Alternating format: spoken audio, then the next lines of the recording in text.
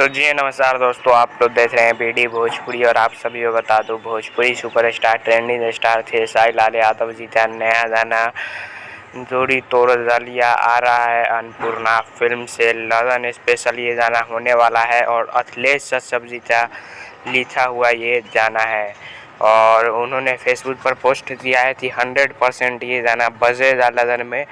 देखते हैं क्या होता है। ये शूटिंग तस्वीरें आप लोग देख सकते हैं। अभी हाल ही में इस गाने का शूटिंग किया गया था जो कि लुक भी थे साई लाल था और सपना चौहान का वायरल हुआ था। और अन्नपूर्णा फिल्म से 6:45 पर आज सुबह में ही ये गाना रिलीज़ हुआ है। तो जाइए देखिए और ढेर सारा प्यार दीजिए। आने वाले वीडियो में हम इसका रिव्यू करेंगे और आप सभी को बता दूं कि बहुत ही शानदार गाना होने वाला है। जी हाँ, डांस म्यूजिक सब देखने को मिलेगा इसमें आपको। तो जाएंगे अन्नपूर्णा फिल्म पर और अगर देख लिए हैं तो 10 में से कितने स्टार इस गाने को दे सकते हैं आप लोग कमेंट में ज़रूर बताइएगा। मैं मिलता हूँ आपसे किसी नए वीडियो में नए अपडेट के साथ। तब तक के लिए जय हिंद जय।